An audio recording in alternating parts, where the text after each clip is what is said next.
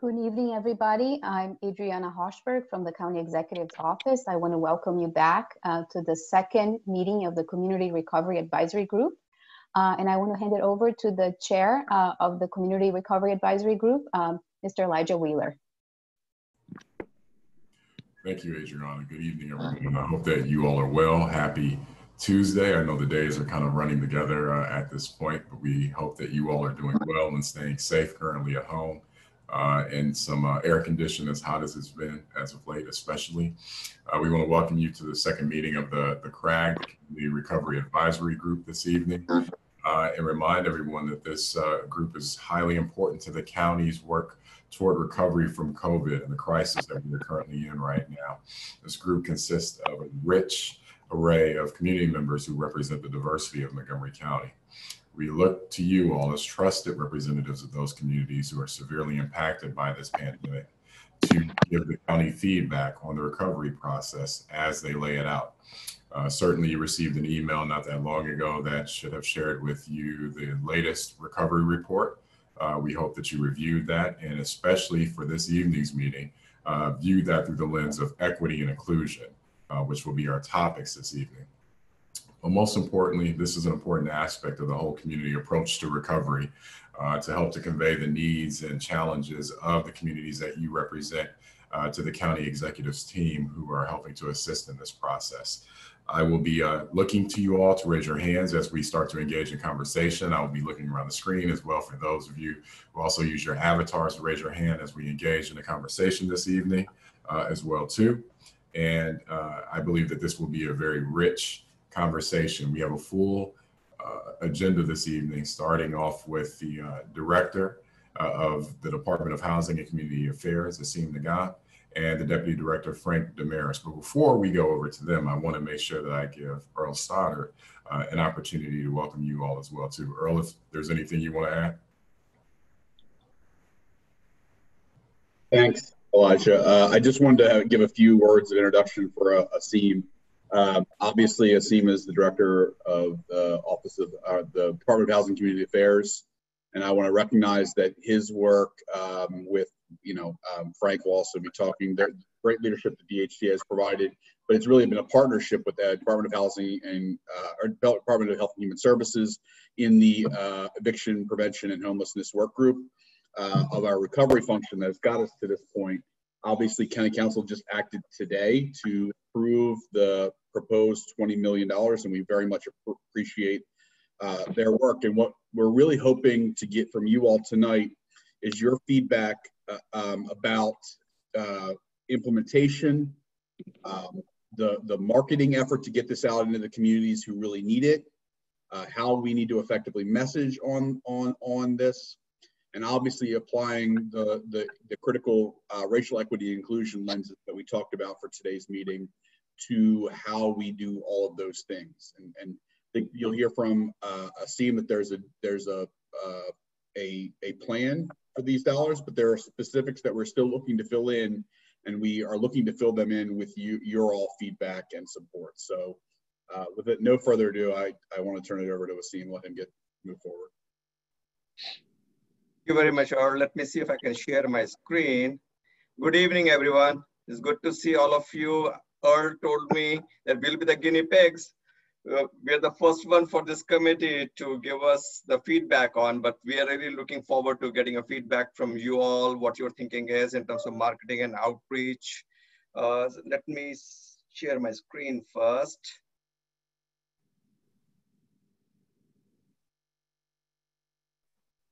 Can you see my screen? Hello? Yes, we can. Okay, good. All right, great. Thank you. So I have about 9 slides to present, and just to give you some format about the presentation. After I present, then HHS folks are going to present. I'm being joined by Frank Demarais, who's the Deputy Director of the agency. Then also on the phone is Lorraine Driscoll. She's our PIO person. So she'll be taking copious notes as we go over this conversation over the next couple of hours. And we're also joined by Amanda Harris and Ilana Brando from HHS, who will be going over their slides. And then we can open it up for questions, or if you want to ask me questions as we go through slides, either way, it is fine with me. So this is the second slide. This is just to tell you what all things we do at DSCA. Among other things, the most important thing that we do is to promote affordable housing. We establish the goals for increasing affordable housing stock in the county. We create options and opportunities, especially for those folks who are rent burden or cost burden, who are earning at or below 50% of AMI. What I mean by 50% of AMI in Washington area is about $55,000 to $60,000 for Montgomery County. And to preserve and create affordable housing through effective utilization of funding resources. Currently, we have 20,000 households in the county who are rent burdened, who are paying more than 30% of their income towards the rent. And then we have another 20,000 households severely rent burdened, who are paying more than 50%, 60%, 70% of their income towards the rent. So we have already an issue to start with. And then of course, guess what? Pandemic struck us out of the blue, which we're still dealing with. And we are learning few things as we go. So as the county is still in the response mode, we have started our recovery mode. And I'm sure during your last meeting, Earl mentioned about the 5 missions. So I will not bore you going over those missions and whatever recovery chart is. But I just want to quickly go over what the housing mission is. So among the 5 missions, there's a housing mission. And within the housing mission, there are 3 working groups. One is eviction and homeless prevention, which we'll focus on today. The second is multifamily default prevention. And third is common ownership community distress. So Frank leads the two of the groups, and then Stephanie from his staff leads another group. Now, in terms of eviction and homeless prevention, this is where we are. Just to give you some background, how we got to, you heard, $20 million a few minutes ago from Earl, how we got to $20 million. Within this work group, the main task was, how do you estimate what the need is? We knew that there's a huge need out there, and we were getting anecdotal information from different resources. But then we wanted to have a better estimate. What we did was, within this work group, which is comprised of community members, service providers, legal aid, sheriff's office, AOBA members who are multifamily property owners or management companies, we did do a limited survey. When I say limited, we reached out to almost 18,000 units in different projects. And what we learned was from that survey, we had 4 or 5 data points, but those 4 or 5 data points gave us a very good story where we were prior to pandemic and where we are now post-pandemic. So prior to pandemic, the delinquency rate in the county was around 5%. And post-pandemic, especially around mid-June data, the delinquency rose to 15%. So that's 300% increase in delinquency. We have 130,000 rental units in the county. So if you take 10%, which may be COVID-19 related, that's 13,000 households who may be facing severe issues in paying the rent. And also now that the incentive from the federal government is gone after this week, that's extra $600, it will create more of an issue for our tenants, how to pay the rent, how to pay for food, medicine, and other things. So COVID-19 really took us by a big surprise, which we are still dealing with. And as you also know, the courts have reopened as of Saturday. That being said, first of the cases for the non-payment of rent may not be heard until August 31st. That also said, since we already have an emergency situation, so if a tenant is facing eviction and he or she can demonstrate before the judge that they were not able to pay the rent because of COVID-19 situation, then those tenants cannot be evicted as long as the emergency is in place. Then we have county stabilization funds that are available through HHS, and they will go through some of that information, their slides, but they're limited to active evictions. I'll go to the next slide now.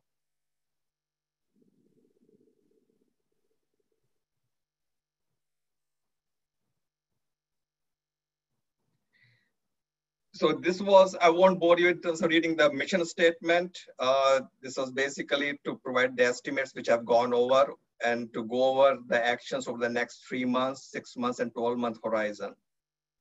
Now, in terms of the rental payments, we mentioned about $20 million. So I also mentioned about 13,000 households. And I also mentioned that currently HHS has a program for housing stabilization, where they provide assistance of up to $4,000. So we did do a quick math, and we said, okay, although the median rent in the county is about $1,750, and through HHS, through different means, we can provide assistance of $4,000 per household. And if you take 13,000 units, that's about $50 million. That said, all of that, $50 million of assistance is not needed on day one. So we approached the council, and they looked at our recommendation. First we approached our executive committee, which you saw in the chart last week or 2 weeks ago during first meeting. Then we approached the council with our recommendation that we don't need all of this $50 million up front, but it will be needed in tranches. So this first tranche of $20 million, that's the amount that got appropriated today by the council, and the monies will flow through HHS. So within this $20 million assistance, it will be a targeted approach, although we'll reach out to the tenants and the landlords throughout the county alike, and to put them in touch with each other so they can work out some payment plans and start the dialogue, because the rent is due, it's not forgiven. Even though there may be a moratorium on the evictions, the rent is still due. But for this $20 million assistance, HHS is going to follow a targeted approach, and they will prioritize those areas which are high risk for eviction, where the household income is under 60% of AMI. They will look at the financial condition of the household, rent arrearages, and they will also overlay that data where the highest impact of COVID-19 related delinquencies have been. Just to give you some perspective here, in 2018, the Office of Legislative Oversight did do a study. And according to the study, there were 3 election districts in the county which saw most of the evictions. So whether it was White Oak, Burtonsville, Gaithersburg, Silver Spring area, there were certain areas which saw most of the evictions. So we'll take a look at that data which is available, overlaid with where we have been seeing most of the COVID-19 cases, where the other impact is, and then we'll figure out this is the communities or neighbors we need to target. Then just quickly about the second multifamily working group, which is multifamily housing default prevention. Although we don't see anything which is imminent in the county, which may be going for foreclosure, this group is still meeting on a weekly basis right now. And they're also doing a survey for the small multifamily property owners. And hopefully that data will become available in the next couple of weeks, so that we can also assess that besides the large multifamily property owners, what are the needs for the small multifamily property owners as well. And then we also gave our nonprofit borrowers a difference in terms of payment on the loans, where DSC has made the loans from paying audit fees, monitoring fees, and we also do some of the administrative work for them during this COVID-19 situation. And we are also identifying for them, the forbearance program, the federal forbearance program, where they can get assistance if they have not already achieved those incentives from the federal government, and where to approach the county for the resources. Then the third working group is common ownership community distress. More often than not, this is the group which gets overlooked in most of the communities, most of the jurisdictions. And I was mentioning it to the Fed committee yesterday morning. In my mind, in Washington area, I have not seen any other jurisdiction who has come forward to help COCs the way that Montgomery County is trying to do. I came to Montgomery County from Fairfax County about 10 months ago, and I was having a conversation with my counterparts in Northern Virginia jurisdictions and also in Prince George's and Frederick County. I've not heard anywhere where those folks are doing anything for the COC community. So more often than not, this is the lost child in the shuffle. But we are focusing on this community as well. And today, the county council approved $2,025,000 to help certain common ownership communities, which are basically seeing lower average sales prices, and including mass metered communities where they are having cash flows issues because the property owner is not paying the assessment, but those utility bills are still due. Although those utility companies may enter into a forbearance agreement, but those bills are due anyway. And they're also looking into some legal ramifications in terms of moving forward to approach the General Assembly during the next year's General Assembly session to have a bill passed for Montgomery County like Prince George's County did this year, to have COCs require them to have reserve studies to be done every 3 to 5 years. So that's something which we are working on with our Office of Intergovernment Relations and also with the County Attorney's Office. Now, going back to eviction and homeless prevention, our overall campaign strategy. What we have done so far, we have updated our tenants' right poster. If you go to DSCA's website and click on renters or landlords, there is a link and this wealth of information.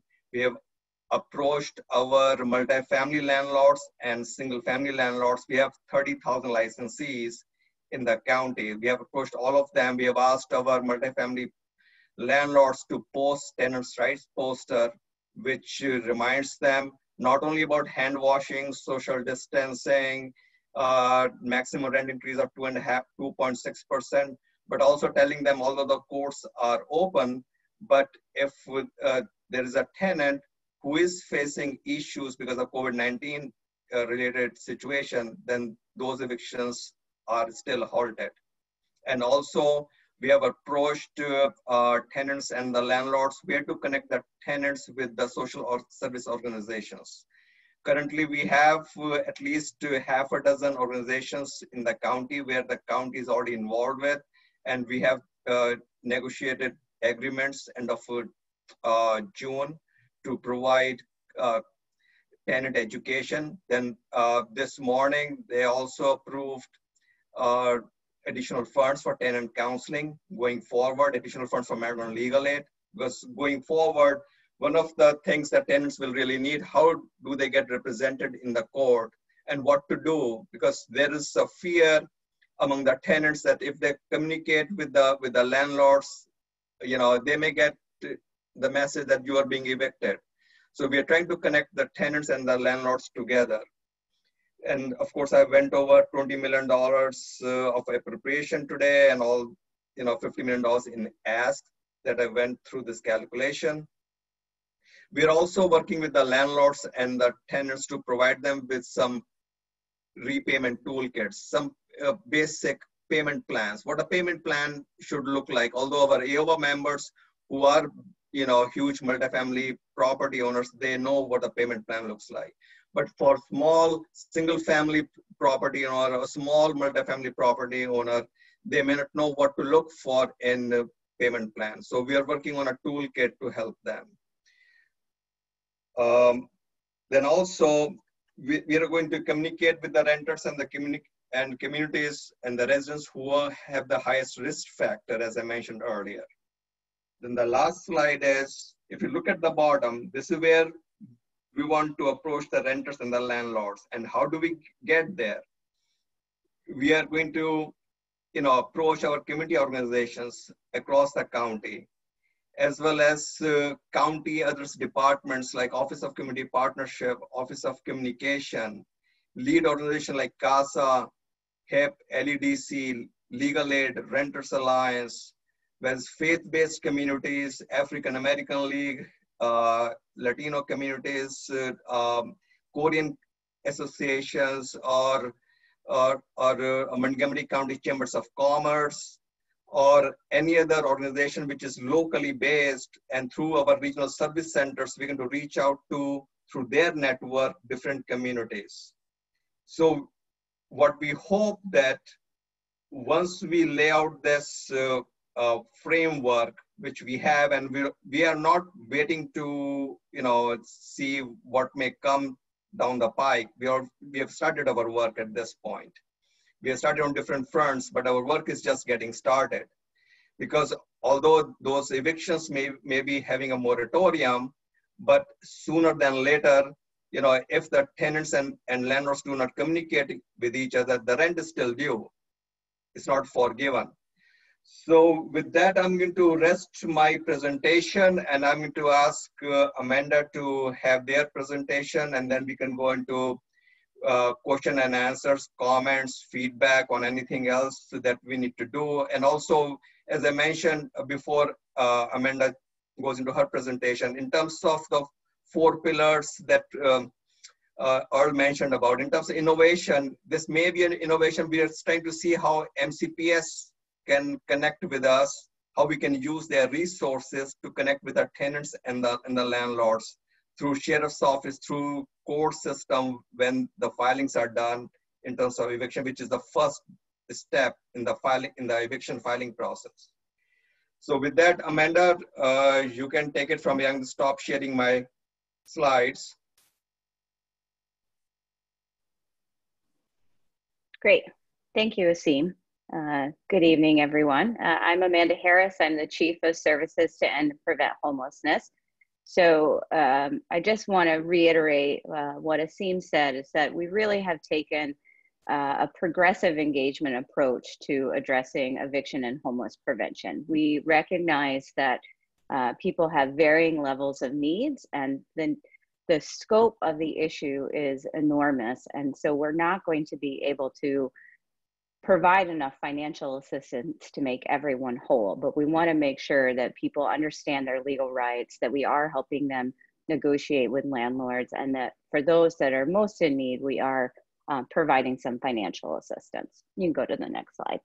So before I talk about this new 20 million, I did want to just provide you with an update on our existing COVID rent relief program. So we received funding in late April, early May, a $2 million special appropriation from council, and then we got an extra 1.5 million from the Housing Initiative Fund. So we started taking applications May 11th. So this is providing a short-term rent subsidy for households impacted by COVID. Again, the maximum benefit of $4,000. You can see the eligibility criteria. We tried with our eligibility criteria to narrow it down so that we were focusing on those households most in need. You can go to the next slide. So to date, over 1,200 households have received initial screening. We've got 745 cases that are in the process that have been assigned to a worker. We're collecting documents. We're trying to work our way through. 233 households have received an initial check, and several cases were closed because they either didn't meet the eligibility criteria or there was no response from the client. What I will say, what we've learned from this program is that we've had more struggles than we anticipated trying to get people to return our phone calls, to submit documentation in a timely way. And we have really minimized the documentation that is required. We do not require for this program that people have a court notice. We do not require that they provide birth certificates or social security cards. We're basically just asking for a photo ID, proof of income, and something from your landlord saying that you're behind. And for the proof of income, we have allowed people to provide a self-certification. So if they were maybe working under the table, they don't have a formal letter from their employer, we did allow them to self-certify. Okay, you can go to the next slide, please. So this is just a map doing a comparison of who we served in our traditional eviction prevention cases, and then who we have served through this COVID rent relief that started again in May. It looks different. You can see the racial breakdown. We are serving far more people that are a part of the Latinx community through this new COVID rent relief that we've specifically targeting people affected by COVID-19. So it's 73% have identified as Latinx compared to 14% that we typically serve in our housing stabilization or eviction prevention services. The number of Black households that we have served in the COVID rent relief is significantly down from what we normally serve, from 54% to 16%. This is good in that people that have not traditionally accessed services are accessing services, so we're happy to see that.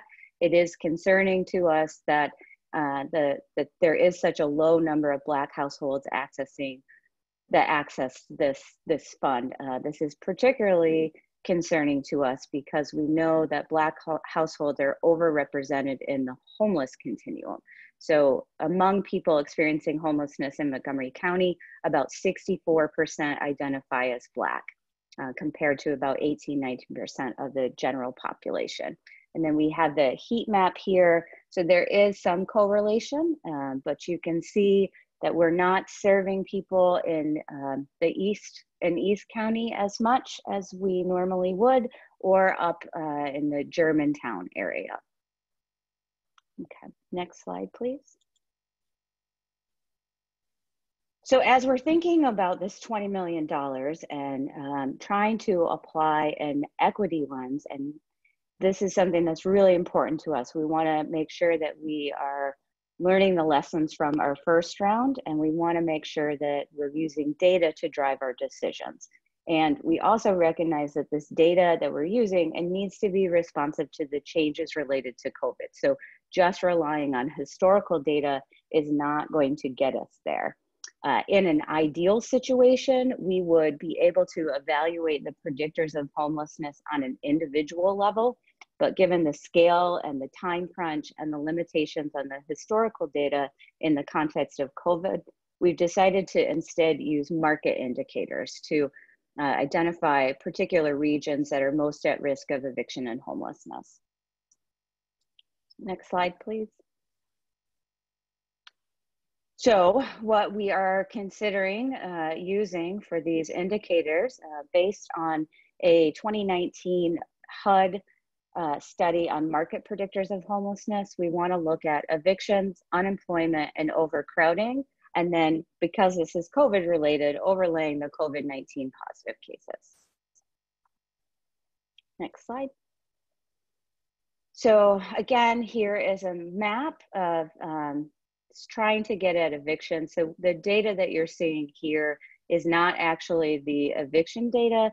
This is looking at the turnover rate by rental facility. We are working on getting the most up-to-date eviction data so that we can overlay this. I will say it may be helpful for us to not just look at actual evictions that are filed, but to look at the turnover rate. So what we have learned in researching evictions is that there are significantly more what is called an informal eviction. So it might not actually make it to court, but people feel pressure from the landlord, they get a notice, and they just pack up and leave. So although it's not a formal eviction, people are being displaced. In Milwaukee, the eviction lab that's done tremendous amount of research on evictions found a 2-to-1 ratio of informal versus legal formal evictions. So, nationally, we know that eviction rates have basically remained flat for the last 15 years, even though housing prices have skyrocketed. So we think that this prevalence of informal evictions might help explain why the eviction rate is not increasing at the same rate as housing cost. Next slide. Okay, so here is some initial reports on unemployment and overcrowding. So again, this data is a little outdated. We don't think the overcrowding has changed that dramatically, but we do know that the unemployment rate has significantly changed. So you can see there is a lot of correlation between unemployment and overcrowding. We are currently looking at exploring other ways to capture the most accurate or the most up-to-date unemployment data that's more responsive to the post-COVID world. So what we are considering doing is looking at the types of jobs that people held in certain census tracts and comparing that to the types of jobs that are lost to COVID. So then we have a better sense of who's most impacted by this current pandemic.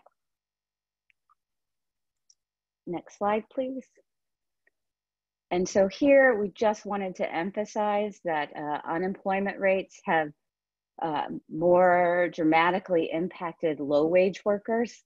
So the employment rates among low-income workers has decreased by over 44% since January of 2020. So after COVID hit in Montgomery County, the number of low-wage workers who have lost their job has dramatically decreased, even more than the overall percentage of unemployment rates. Next slide. And then lastly here, as far as the data, this is a map of the positive COVID-19 cases by census tract. So what you have probably seen is this map by zip code.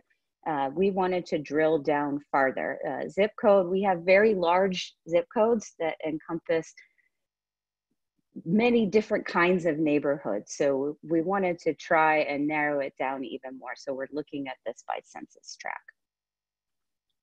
Okay. Next slide, please. So that's our data. This is just an early analysis. We have some more details to figure out. We are looking to this group to advise us, or if you have any suggestions about other data points we might want to consider, or just in general, what's your sense of, does this feel right to you? So happy to hear your feedback once we're done with the presentation. So this slide is just telling you a little bit more about our timeline. So on the left side, you'll see the timeline for the housing counseling and legal assistance that Asim mentioned. So that's part of our effort to make sure that people definitely understand their rights and that they have help and assistance in negotiating with their landlords. And then on the other side is our timeline for the financial assistance for this 20 million. So you'll see that over the next few months, we're really working hard to close out all the existing cases from the COVID rent relief program. In August, we're going to continue that data collection and narrow down the high-risk census tracts. Beginning the week of August 3rd, we will be calling households that are on the wait list for the existing COVID rent relief program to inform them about the eviction process and refer them to any existing programs that they might be eligible for. We have about 1,000 households on the wait list. What I will say about that is there's a lot of duplicates. There's a lot of missing information, so people didn't necessarily leave contact information or even a name. So we're going through that wait list to try and clear it out so that we're able to respond to the people on the wait list. And then mid to late August, we'll assign staff to designated high-risk communities to do outreach and assess for program eligibility. So we don't want to rely solely on people knowing about the program, having access to a computer, being able to go through all those steps. We want to make sure that we go to them and that we can do the outreach and actually process their application right then and there. So ideally, we'd be partnering with specific property owners so that we could maybe set up shop in their property management office and be able to see people on site. And then late August, early September, we'll fully roll out the program and accept and process applications. Next slide. So other things that we are considering, so we're reviewing all the federal guidelines to make sure that we are not breaking any rules, that we're following the guidelines. We will be hiring a number of staff to expedite the case processing. We think that we need somewhere between 20 and 30 additional temporary workers. Again, we're going to do that targeted outreach to the high-risk communities, and would love to have feedback on what's the best way to go about that. How do we have a deeper reach into the community? And then we're also looking at adjustments to the eligibility in the case processing. So what we normally do is we have lots of conversations with people, and it's highly individualized about the benefit amount. Because of the scale of this program, we're not sure we're going to be able to do that. So we're looking at, do we just do basic eligibility and then have like a flat benefit rather than it being so highly individualized? And that is all I have. So I am happy to hear feedback, questions, if there's anything else you want to know about. Thank you, Amanda. We appreciate that. Real quick, folks, as we get started for the Q&A part of this session, you can go to, if you look at the bottom of your screen, there's a Q&A section. So if you want to enter questions there, if you don't want to ask them verbally, that's fine. You can do that. Or if you want to go to the participants section, if you click on that and then you look toward the bottom of the screen, you'll see an icon that allows for you to raise your hand as well too. So if you want to raise your hand there, and I'll be scrolling across the screen looking for folks who are physically raising their hands as well too, if you have questions. Before we get to that, I do want to acknowledge joining us this evening, our Chief Administrative Officer, Andrew Klein, is here with us, as well as the Chief Equity Officer for the county, Tiffany Ward, has joined us as well too. With that said, questions, we'll start with Lisa. Hi, everyone. Thank you so much for the presentation tonight. Very informative.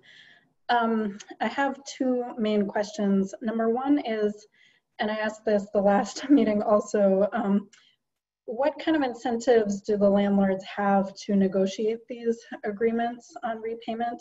For example, could people use their security deposits toward the rent? My organization has not had any success trying to get landlords to agree to that. We've also tried to refer people to the mediation groups with no success for both tenant and landlord to agree to participate. And I'm just wondering what incentives exist. And then secondly, we're very concerned. We work with a lot of undocumented immigrants, many of whom are families that rent, are subtenants, rent a room from someone who has a lease in an apartment. And they face a whole different type of pressure that's not, they're not going to be going through the court process to be evicted. They're going to face pressure. And if they're not working and not able to find a job, they are going to become homeless. And I'm just wondering, what is the plan for those folks? Thank you. I can try to answer your first question, and the second one, maybe Amanda or someone else can answer. So in terms of the payment plan and whether or not they can use a security deposit, that's a discussion to be had, and that's the reason why we want to bring the tenants and the landlords together. What we heard from the landlords during the working group sessions was they do not want evictions to take place, because whenever there's an eviction, there's a cost associated with it. You have to hire an attorney, then you have to, once the eviction takes place, you have to turn over the unit, change the carpet, paint the unit again, maybe change the appliances, maybe change or refurbish the kitchen cabinets, and the unit may be vacant for a couple of months. So there is a downtime which adds to the cost. So what we learned from our multifamily landlords, they do not want evictions to take place. They would rather work with the tenants. They want to communicate with the tenants. So when we approached the tenants, we heard that they are trying to communicate with the landlords, but they are not getting probably the answer that they're looking for. So what we're trying to achieve over here is we're trying to put both the parties together through marketing and outreach. Now, if I'm the landlord, and this is what we mentioned in our recommendation to the council, no one is going to get paid in full. So it's not that if the landlord has $100 in rent due, they will get $100. What we have positioned or made the recommendation to the council is, if the landlord wants to use the county funds, then with the combination between the tenant and the landlord, will cover it 85 cents on the dollar. Then for 5 cents, the landlord will enter into a payment plan with the tenant, and then 10 cents will be forgiven by the landlord. So we've talked to our AOA members, and because we didn't want to recommend something which may not work. So we had a good conversation with the working group with several folks, including AOA members, and they said, if we have something like this, this may work for the landlords. So what we also did, what we learned from what the other districts were doing. So like Baltimore County or Baltimore City, they came out with a program where the landlord had to forgive 20% of the rent which was due. What we learned from AOA members is that's going to be a non-starter. But the way we have made the recommendation, laid it out, and with the marketing and outreach to hard-to-reach communities and to other groups, we think that this offer that we are going to recommend should be palatable to the landlords. I'm going to have Amanda answer your second question. Thank you. Sure, I can respond to the second question. I believe you were asking about people that are in an informal housing arrangement without an actual lease. Is that correct? Yes. Yes. So in our first round of the COVID rent relief, we absolutely assisted people that were in informal housing arrangements. It looks a little bit different. There's definitely more conversations to be had and more negotiating, but we have been able to provide assistance, and that assistance either goes directly to the leaseholder, directly to the landlord, or we can also make payments directly to the person that is being affected. We also have been using this as part of our homeless diversion. So if people come and they are presenting seeking shelter and they were asked to leave by a family member or wherever they were maybe renting a couch from, we try and do that work there and offer some financial assistance to the family to allow them to stay there. So that's how we've been addressing that. The other thing I will say that's sort of related to the first question and the second question, as we're exiting people from homelessness, we soon will have a landlord risk mitigation fund, which essentially will work as an insurance fund. So landlords may be reluctant to rent to someone with poor credit history or poor rental history or coming directly from the streets. But if we can say we will be responsible for damages, we will be responsible for back rent payments up to a certain amount, we're hopeful that we will find more success in getting landlords being willing to rent to folks. Could you clarify maybe how this might work for someone who's renting a room? Because, for instance, one woman that we're working with has paid up through July, but has been told if she does not pay for August, she would be kicked out. And I know the rent relief was for back due rent. So how would she, going forward for any new programs, is that under consideration? It's always it's a conversation that we can have. It's hard for me to, without going into the very specifics of that situation, know exactly how to respond. But in any informal housing situation, we would assign a social worker to try and salvage the housing situation. We don't want people ending up on the streets. That's going to cost us far more money in the long run. Thank you very much.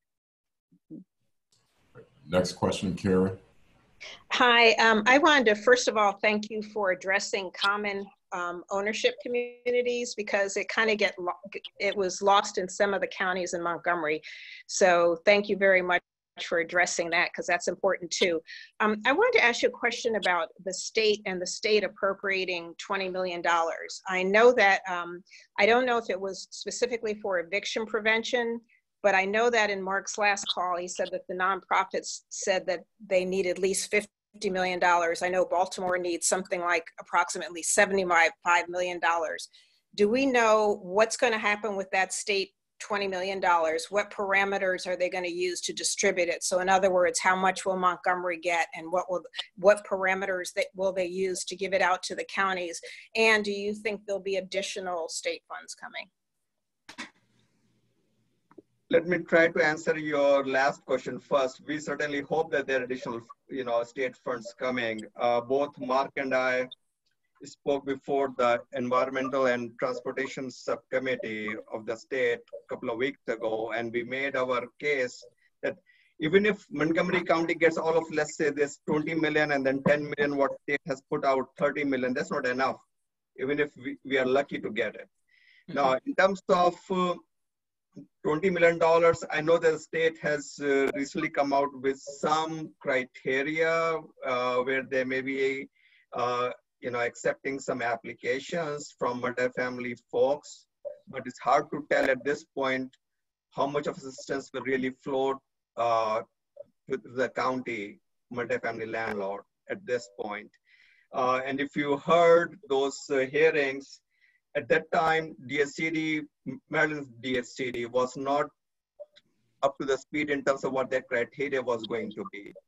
That $20 million, we hope that it comes, some portion of it comes to the county, but we are not absolutely sure.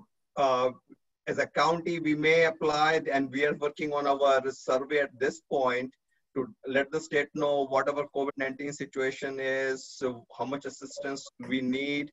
But that $20 million will be divvied up among entitlement communities, Montgomery County being one, and non-entitlement communities. So it remains to be seen how much money will really come to Montgomery County. So we certainly hope that the governor, comes up with additional funds. The state of Maryland got almost $1 billion in CARES Act money. So we hope that for rental assistance and for other issues that we are dealing with, whether it's Montgomery County or any other jurisdiction in the state of Maryland, there's more money than $30 million.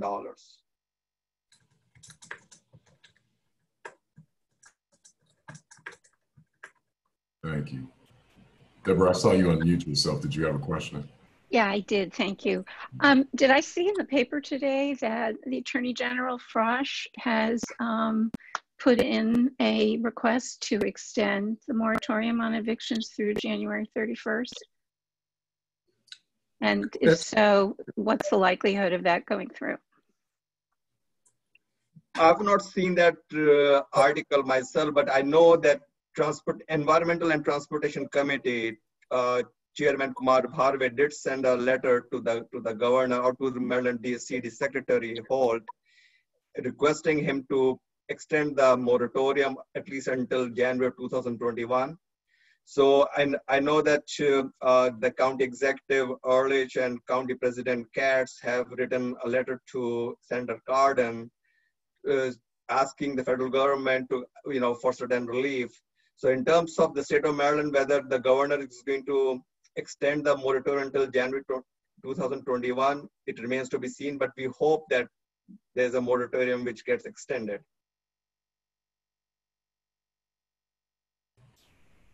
Thank you. Isabel?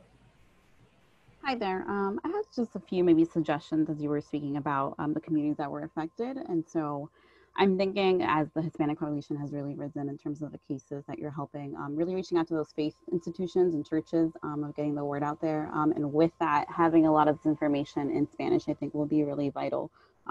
Whether it's in writing or having the people speak the language, I think that could also help with your response level. I think right now there's kind of a fear of like, back to what we were talking about before in terms of, I don't know if I should trust the system. I don't know if I want to say I'm undocumented or other factors. So maybe partnering, especially with those faith-based institutions, if people are either trying to get back to church or watch it online, hearing it from them, I think that community might be more willing to seek help and trust it. And I also say that with having access in language, maybe relieving other costs. So I think we also need to do a better job, especially as we talk about housing, and making sure that our residents know about other assistance. So in terms of like food help, I've been surprised in my own community about how much my neighbors don't know of the free food that's given out at schools right now, or the boxes that they're doing at many churches. And so I think we also need to do a better job of marketing those aids that can help alleviate some of those housing and rent issues. And then long term, I was thinking about homelessness specifically, and seeing how perhaps in the past we've done shelters, and maybe I just don't know enough, and you can explain a little bit to me of how we work with the homeless community. Do we use shelters? Like, what does that look like now, especially during COVID? Because I'm thinking, you know, social distancing, that might be a mess and a disaster right now. So I'm thinking of ways we can get creative, either with local colleges, universities, of, you know, what's the design for this long term. I think we talk about innovation of it, and I think we kind of need to tap into what does homelessness look like long term in the future of housing.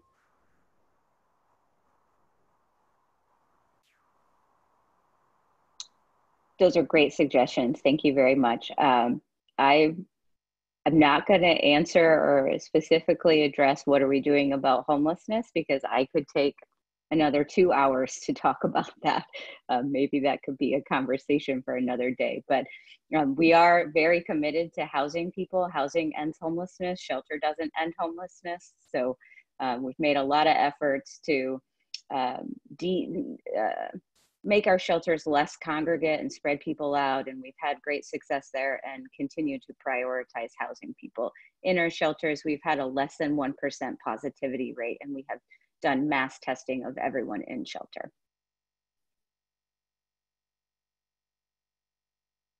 Thanks, Amanda. William?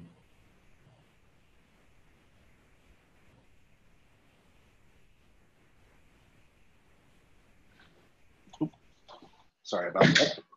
My webcam was acting up.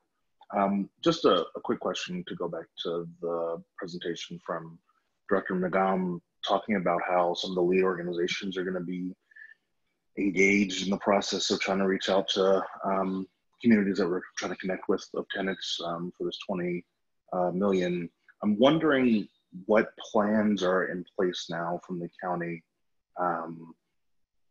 to fund that outreach. I mean, as I understand from the organizations that are listed in that presentation, a lot of them are already contracted with the county to do tenant outreach and organization, and the council, I think, just recently passed some funds. I think they split up, well, I know that they split up a small amount of money to go to about 5 or 6 organizations, but, you know, what plans are there to fund additional outreach? Because it's certainly nice, and I think those organizations are primed and ready, right, to want to reach out to those groups. I know I'm the chair of the Board of the Renters Alliance, or one of those organizations, and they're primed to do that. But I think there's a concern that there's a disconnect, I suppose, or there's a disconnect at least that we're seeing in the county's plans to make sure that those organizations are equipped to do this additional outreach that's needed right now. So I'm wondering if anybody can speak to that. Great comment or question here. So as you mentioned, you know, there are few organizations where county has already, you know, engaged with, and we have long-standing relationship with, whether it's CASA, LEDC, HIP, Maryland Legal Aid, Renters Alliance. So the council, you know, in June did approve certain funds, and we executed our contract. And today the council approved additional funds, knowing that, you know, there will be need for tenant counseling. There will be more need for legal aid. So we have approached those organizations and we told them about our plans. We asked them about their capacity. So they're fully aware of it. And we hope that with the additional funding that the council has approved for these organizations, we'll be able to help the tenants who need to be helped. That being said, we are not just limiting our work to these few organizations. This will be multi-pronged approach. We're going to reach out to other community organizations, whether faith-based or other community organizations who can step up and help us in reaching out to the tenants and the landlords, because they're our eyes and ears on the ground. We also reach out to, as I mentioned earlier, our regional service centers directors. We already talked to them. They are up to the speed in terms of what the need is and where the need is. Just to give an example, like East County Regional Service Center, each week they go out to 1 or 2 apartment buildings. They take the food to the tenants over there. Instead of the tenants coming to the food drive, they take the food over there. So we are hoping that we can, through our flyers and outreach and the community organizations work, we can reach out to the tenants and the landlords together. And if there's a further need that we need to bring financial assistance, we'll reach out to administration and to the council again to see where we can get the additional funds. As I mentioned, this $20 million simply sort of like a down payment towards the overall big need for financial assistance. I mentioned about $50 million. $50 million is simply a number out there. We may need more than additional $30 million. So we're going to learn through this opening of the court system, how the courts are taking up cases, how the eviction process is going, and we may have to tweak our plan. So nothing will be set in stone.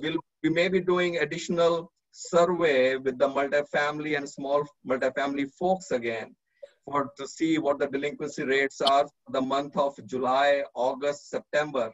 Maybe there will be additional funds coming in through the Congress. Maybe they will be extending this extra $600 payment for the unemployment insurance going forward, or there will be additional funds for the rent assistance, but that remains to be seen. So we're going to monitor this situation carefully. We have the working groups. We have told them their work is not over. Their work is just starting. And they're fully engaged with us in terms of giving us guidance, and also guidance from folks like you to tell us where else we should be focusing on. I would also note that I see Barry Hudson on the call. He's our director of the Office of Public Information. So if you have suggestions about additional targeted outreach or ways that we should be getting information out, certainly let us know, and he'll hear it and we can take action on it. So I see Barry. There you go. Christy, you had your hand up at one point in time. Did you still have a question that wasn't answered? No, someone else actually asked the question. Okay.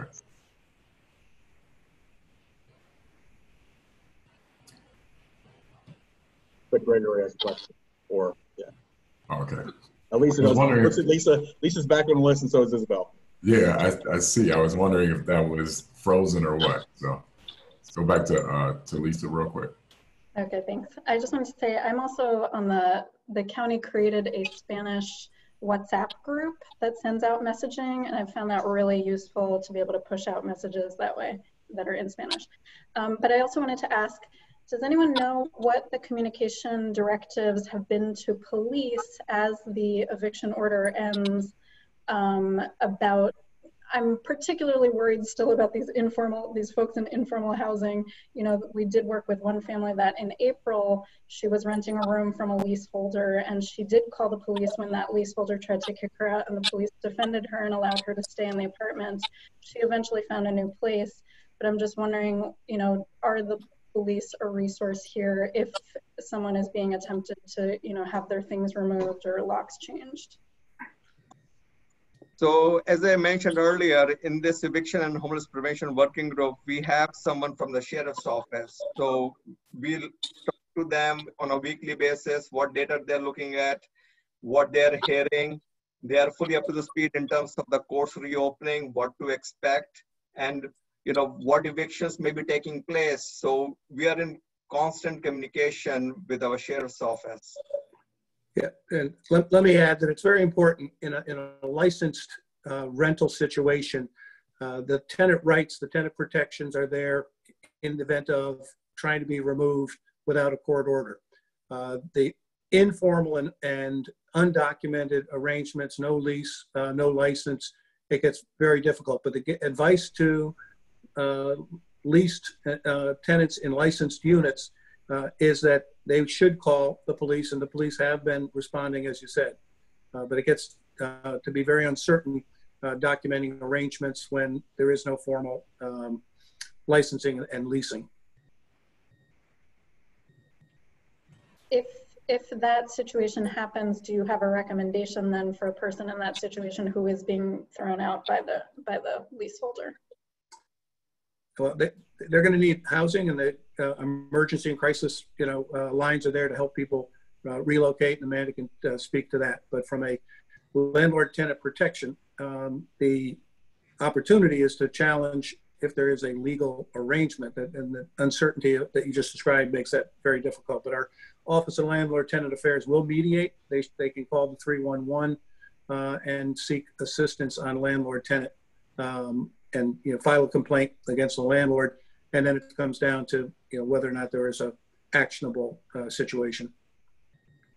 I've certainly written down to talk to the police department, and we'll follow up as well on that to make sure whatever they can do, I'm sure they'd be very supportive. Thank you. Isabel? Yeah, I had another idea and then a question. I was talking about food aid, and I was thinking maybe just putting a quick note into the food boxes or at the school distribution, like flyers and those, because I know they send a ton of other information there. And then someone mentioned MCPS and using MCPS outreach. What was kind of a little more detail on that, please? Myself. So what I was mentioning was we'll reach out to MCPS PIO office that through their resources, through their newsletter, through PTAs or what have you, if we can tag along our message to reach out to the tenants and the landlords.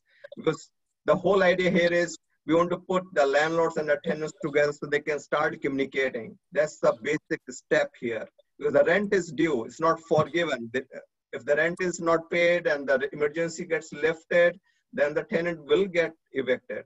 So we don't want the tenants to be in that situation. So if there is any other way, mechanism, resource that we can connect the tenants and landlords together, that's what we are looking at. Thank you. Karen, did you have another question? Or was your hand just still up from last time? Sorry, it was probably still up from last time, but I do have another question. This is an elementary question. Did any of the homeless providers get any funds from the CARES Act?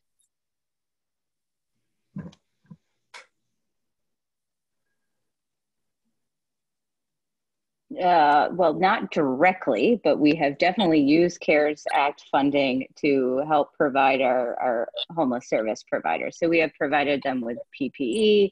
We provided them with hazard pay for the staff that are working in the shelters. We have set up additional shelter facilities so that we've used CARES Act and FEMA funding actually for those activities. Okay. Yeah, so far I've got us having spent about $1.5 million, and I think we've budgeted up for more for that to include for just shelter modifications, and obviously depending on quarantine and isolation. So like if we had to put people in a hotel room, we've got them in the CARES Act as well to do that, so that we can support them, and because of the congregate living thing, there are other funds for that as well. I think we spent about $4.7 million so far on that. So there is CARES funding going to both of those activities, yes. Okay. And I saw a comment that if we can place an ad in Beacon newspaper, that's something which is on our radar screen, although it cost few $100, but that's something which we'll be looking at to reach out to older communities in the county. That was the question I was going to ask about senior citizens. I know in your chart you didn't have that, but what are we getting requests from the senior community? If not, do you think there's a problem? We need to look at that? So we'll be communicating with the Commission on Aging, with age-friendly group, so that they are aware of what resources are available. We are in constant communication with them on a monthly basis. We attend their meetings, so they know where to seek those resources. But at the same time, we'll continue to make our push in terms of reaching out to the tenants through those avenues as well, because any way possible that we can reach out to both the parties, that's our ultimate goal over here. Okay. Thanks. Sophia? Hey, okay. So I have a couple of suggestions. So the first one is in Montgomery County, there are about like 58 residents, 58,000 residents who were born in Africa. And Ethiopians make the largest segment of African immigrants in the county. So when we talk about translating languages, I think Amharic should be considered. That's the first recommendation. And the second one is from Amanda's presentation, where 1,200, you guys have 1,200 initial screening. And then in that initial screening, some people are not leaving their contact information, their name. So what if we, like on the application, what if we require applicants to put their phone number and name? So in that way, we can get a hold of them. And then after that, because some people may have, you know, issue of how to apply, the language barrier, and from that, have someone, like it could be community workers, contact them, you know, if they have any even language preference. So in that way, you know, it kind of helps out, you know, the exhaustion of trying to, you know, get in touch with people and trying to get this pending to get processed. So those are my two recommendations. Thank you. That's great. Thank you. Very helpful. Christy. Hi, thanks. I know you mentioned the use of MCPS from a communications perspective, but I'm just curious whether there has been any more like true partnering with MCPS or across different departments to provide more of a one-stop shop when it comes to getting to some of these supports and including the communications, but also some of the programming.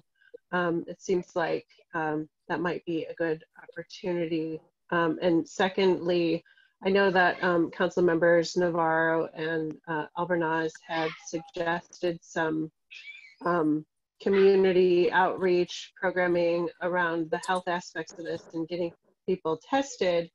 Are there ways to utilize some of the, I think, proposed community workers that they've identified to also include some of this work? Thanks.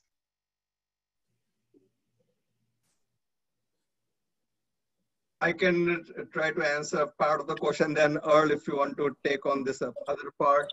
So MCPS and Montgomery College together, education is one of the one of the mission areas among the 5 mission areas. And we are looking at crossovers among the different working groups. So, and we share the information with each other. So if there's something which we can share with MCPS or Montgomery College for that matter, and where we can create synergies, that's something which we'll be looking at.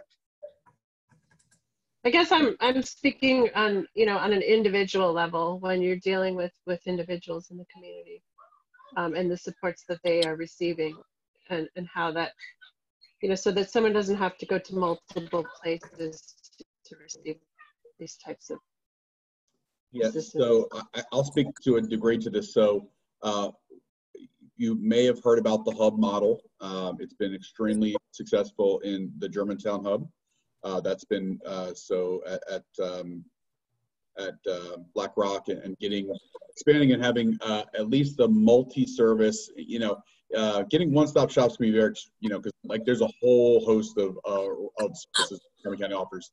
But what we've been trying to do is we call them consolidation hubs, to try and get multiple services in one place. You know, rental assistance and eviction protection are elements of those. You know, Amanda knows this very well because HHS has been really playing a huge role in leading those hubs in conjunction with community partners. And that's really been the great thing. And so part of the proposal that was passed that council members Albornoz and Navarro sponsored includes funding to expand 4 additional hubs. Now, in the interest of being, we had already started moving forward in the creation of those hubs in other locations in the county. And that funding will simply support those efforts, particularly as it relates to the nonprofit partners who are involved. And so absolutely, it is our goal to have these multiple service delivery points. And the key thing about these is while we're leveraging COVID-19, either fund and or will and need to drive the creation of them, I expect that this is an apparatus that will last longer than COVID-19 and become a more common part of our service delivery model in Montgomery County. And will some of these hubs be school-based, or are they going to be primarily in other community locations? Well, they'll be primarily in other community locations, but they will include school-based services for, like, they integrate, in some places the school-based health centers and other things, like particularly for, like, vaccinations and other things.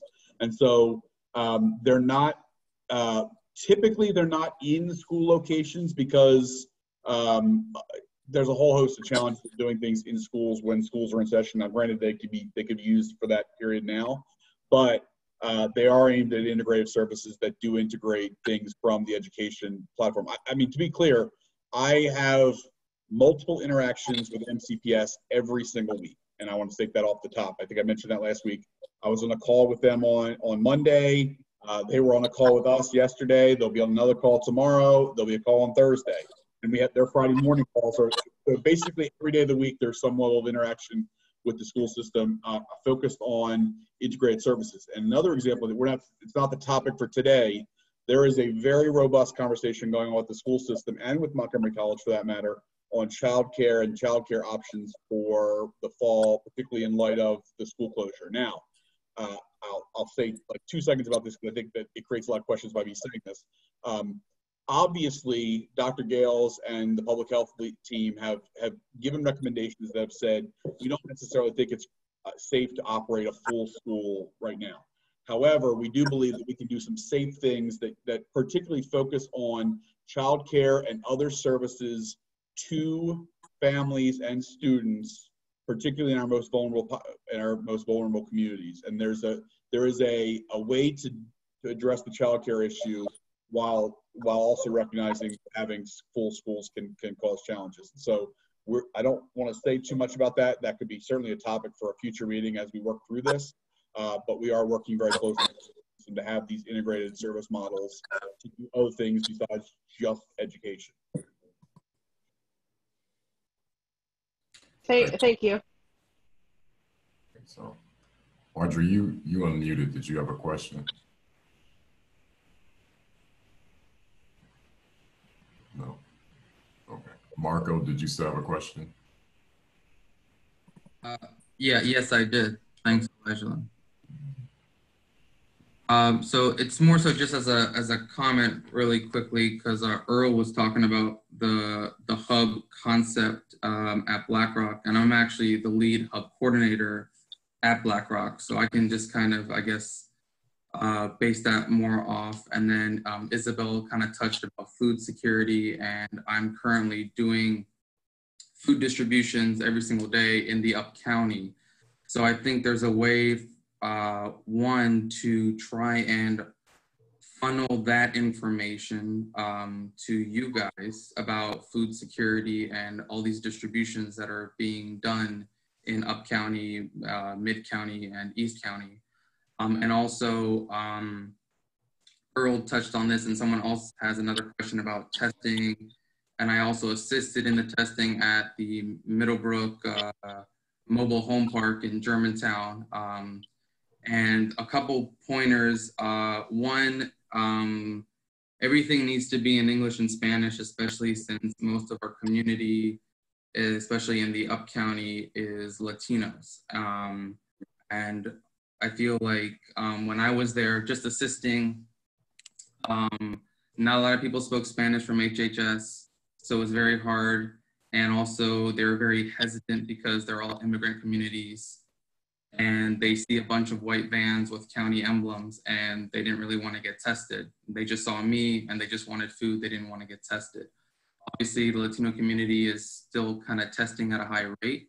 So I think it's very important to try and, one, have people that they could trust, have a point of contact in these communities of low income housing, especially in the Latino community, but in other communities, to try and get this information out for the testing, and also to try and get better information and better contact connection for more people to have this food security. And that's it.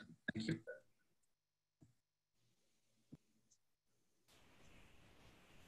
Thanks, Marco. Lisa, did you want to, or Samira, there's a lot of stuff going on in the chat. I didn't know if anyone wanted to touch upon that.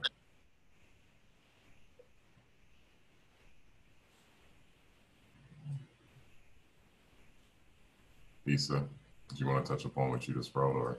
Oh, no, I mean, you can just take my suggestions. I just, I think we know that programs like rent relief, to get on the waiting list, you have to call 311, but, it's much more convenient if we can just send it through, through the web form, but it requires an email address, which many people don't use and don't check. So just a suggestion there. Thank you. Bridget, did you want to touch upon? I think I just wanted to just kind of repeat what Christy said about ensuring that we're hitting people on a lot of different touch points. I think I heard Earl loud and clear say that he's in communication with MCPS, but I sit on one of the MCPS design teams for related to this as well. And I just feel like there's parallel conversations that are happening about getting information to people and about making sure that we're getting holistic information about all of the needs that need to be filled, yet we're not hitting the sweet spot yet. And I think, so I want to really just underscore that there really needs to be cooperation and collaboration between the schools and the county, especially on reaching our most vulnerable families. And I would put Wheaton, Montgomery Village, Germantown, and we know the neighborhoods that we're talking about. So we should be getting those principals involved. They're trusted people in their communities. They have a lot of knowledge. Making sure Linkages to Learning is empowered to take action and reach out to folks. Those are 2 easy steps. Right, and maybe thinking about taking it one step further in the hub model and actually going out into the community to deliver certain things. I know today at our school, the line for food was over an hour long. So, and there have been multiple instances where they've run out. And when there is a school where the line is an hour long, and the line has been that long at my neighborhood school as well, which is right across George Avenue from Christie's neighborhood school, we need to then think about, is that a place where we can put signs and information about housing relief, about other services that might be available, testing? Are there ways that we can combine locations, again, to reach people that might not be a formal hub, but that makes use of people gathering? Yes, so I can't say that's happening in every event, but for example, if you have been to our East County distribution event, and I'm sure some of you have, we distribute information about the rental assistance program when it was available, the EARP program when it was available. Census is a huge, like every morning we talk about our joint census and COVID related messaging efforts. I am quite confident we will add in multiple language the program that we've talked about tonight with eviction prevention. We're definitely not perfect. We need to do more in these integrated messaging efforts, but I will say that we've seen considerable improvement in trying to get more things into food boxes. MCPS has been a great partner through the meal program to put information in there, and we've been very successful in getting things integrated in there.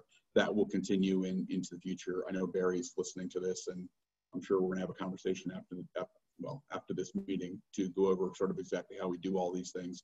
But certainly agree that having more messaging going out through every venue so that we don't miss an opportunity when we're engaging with someone to get them information that provides more holistic opportunities for them.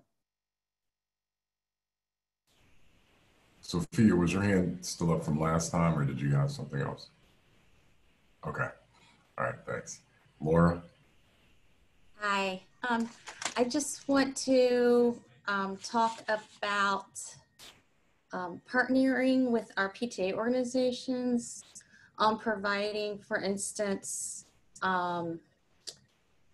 items for families of need, like to offer more childcare, like what you were talking about, Earl, about providing spaces for people of need in the schools. Are there nonprofits that are going to help spearhead this? Because there's actually pent-up demand to help other kids.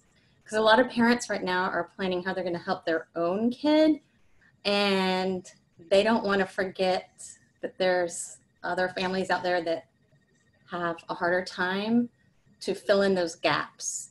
So several times people are like, what can we do? Can we offer more services? Can we help contribute to that?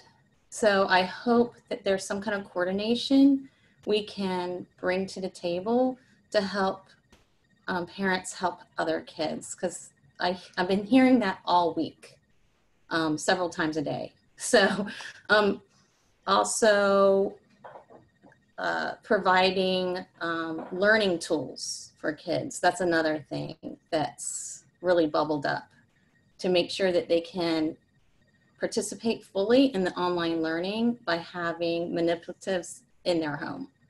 So any help we could get in coordinating that would be awesome.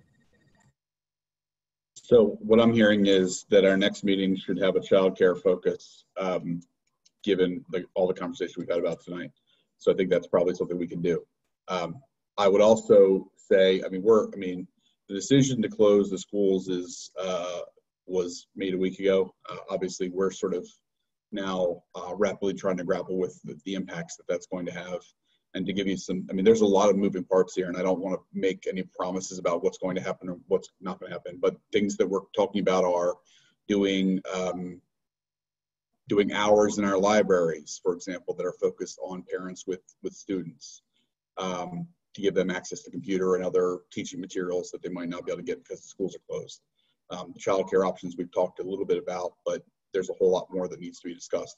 We do have a work group under our Health and Human Services mission area focused exclusively on childcare. And so obviously we'll be, that's going to be an area of much significant ramp up. I see Aaron Salters on the call. He's actually from my office, one of the people who's really focused on childcare and the education mission area and the overlaps between childcare and mission area. So we'll touch base and see what we can do in terms of getting both a briefing, but also just I expect there's going to be a lot of conversation on this issue over the next couple of weeks, and action. It's just I'm not sure what exactly translates from talk to action in all of these areas. So it's a rapidly evolving area. Sorry, we didn't mean to derail the conversation with all these. It's okay. It's an important issue. One I hear about a lot right now. Actually, we're briefing our recovery executive committee tomorrow on this very issue because, that was a thing that bubbled up for sure. So, yes. Deborah.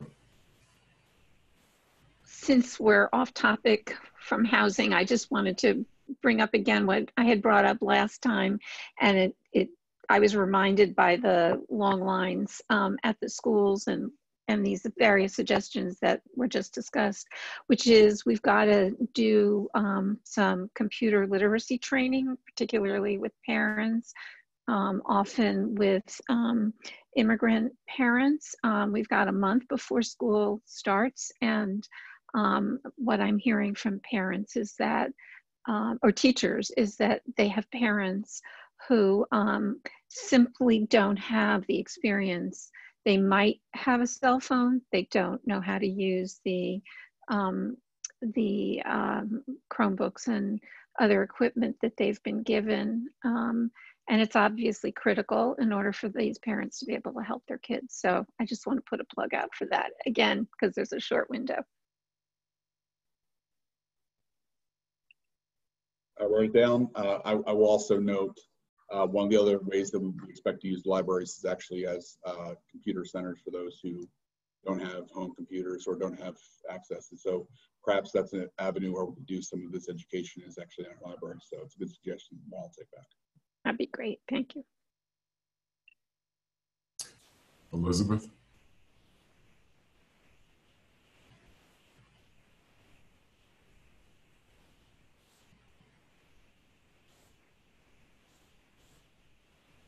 Going once, going twice. Elizabeth, your hand is up. Okay, Fran.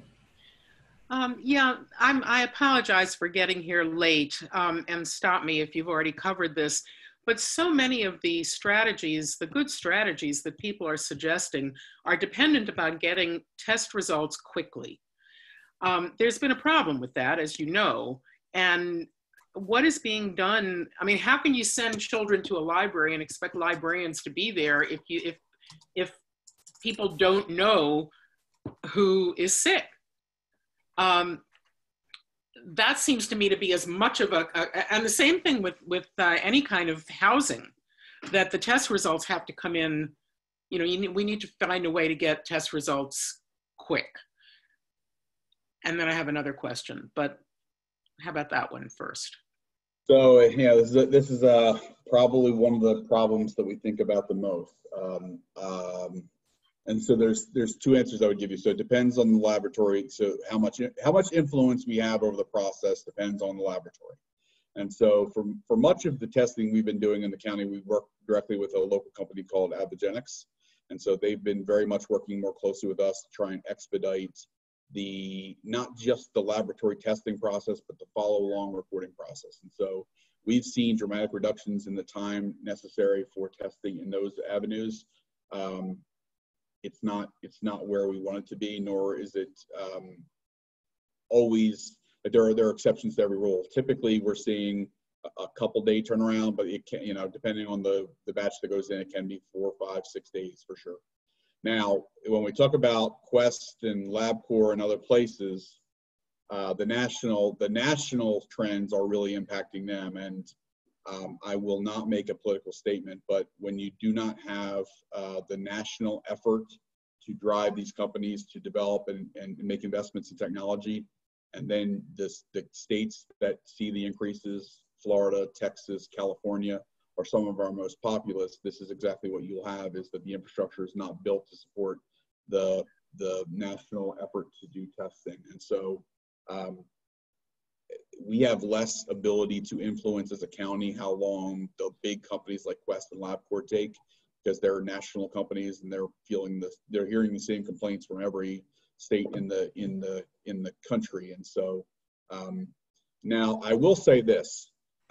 So every morning when we look at the metrics for coronavirus, Dr. Gales goes through not just the cases that are reported on any given day, but we go back into what's called the REDCap system. You don't need to know what that means other than to say it's a database that gives more detailed information that looks at not just when the test result is reported, but when the sample was collected. And what we've seen over the last 4 to 5 days is that the period of back reporting has decreased considerably, such that I believe this morning, every case that we got updated on today was from 4 days ago or less, meaning that we weren't getting results from 7 days ago being reported this morning.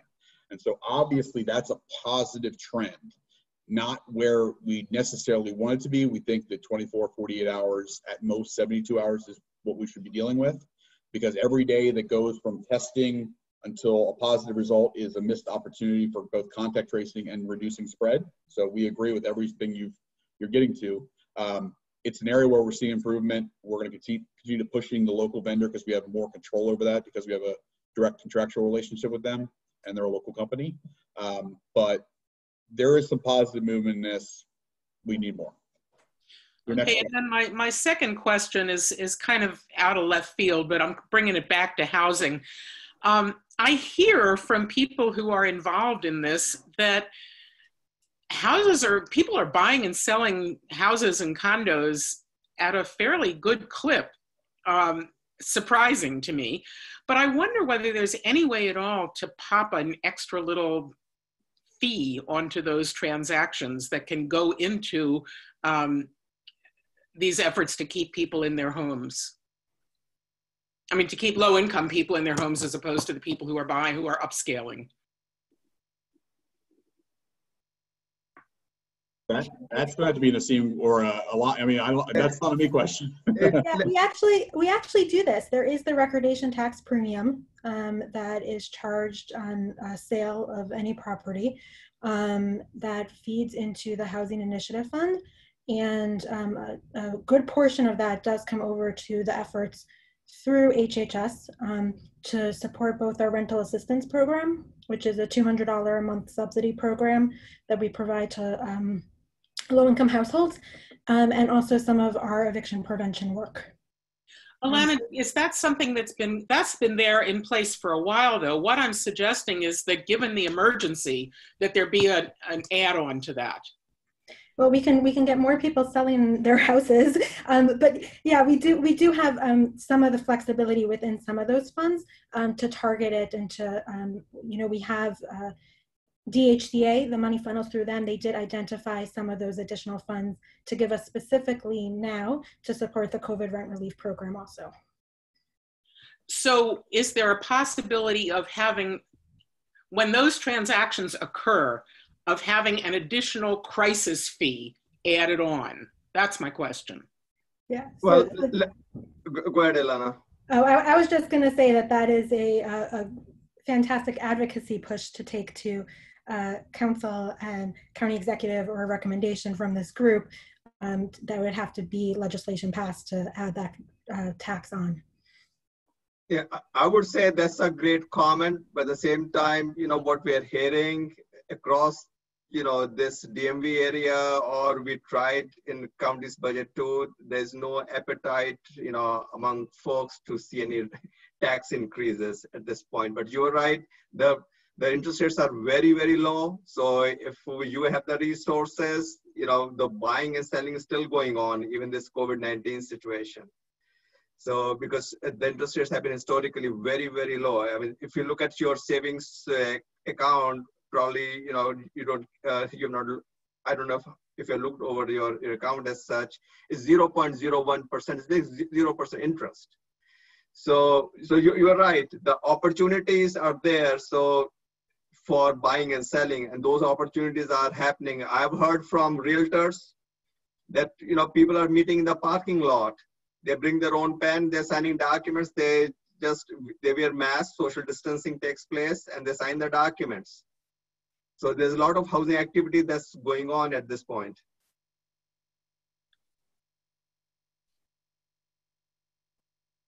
Thank you. Elizabeth, is your mic working now? Yeah, I apologize. I just didn't realize I was muted. The one thing I wanted to bring up when we were talking about some of the folks that are really struggling in parts of our community, and we have this great, and forgive me, I don't remember the name of it, but it's like Montgomery Core of young people that are working.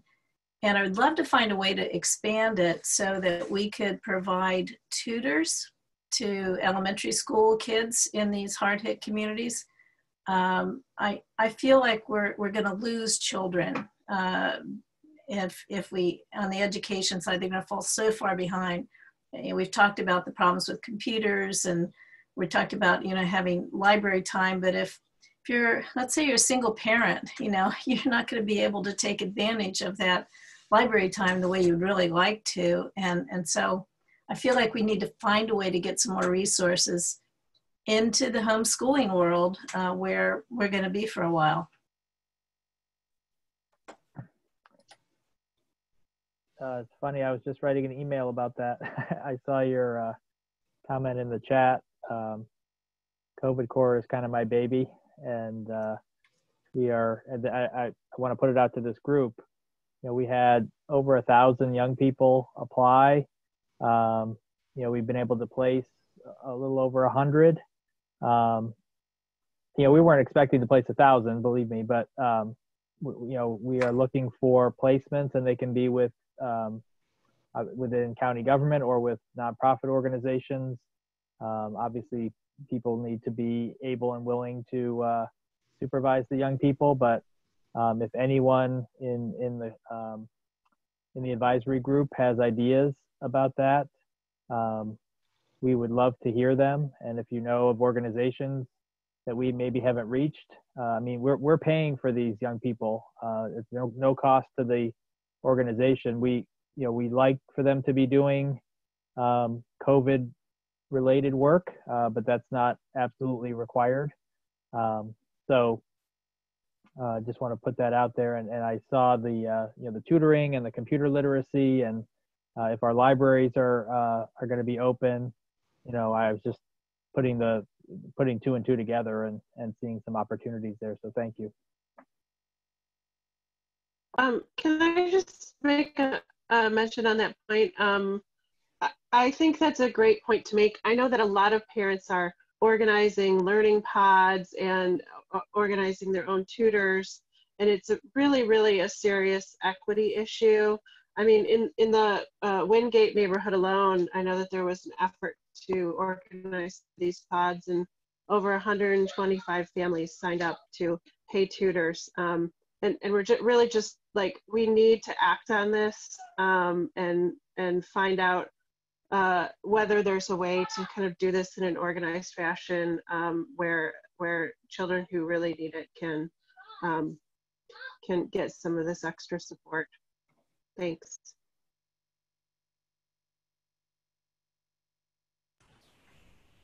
Thanks, Christy. Isabel? Yeah, I had an idea. I was thinking about landlord incentives to sort of forgive payments, because I think that those payments will add up, right? So I was just doing some quick reading about how other states give tax credits for any stuff that's forgiven, but I was also thinking, as Andrew was mentioning, the COVID core. I wonder if there's some sort of incentive to like beautify the home or the place through the COVID core if rent is forgiven. So for example, if I own a home, if you beautify my lawn or you fix my room, if you fix my kitchen, I am more likely to forgive that payment if you're adding value to my house. So I wonder if that's how young people could be used in that way, kind of a community service project.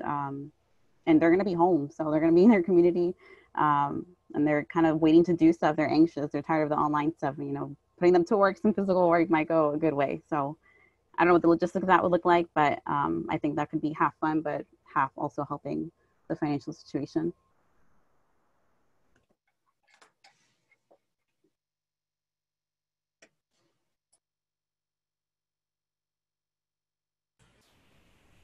Okay.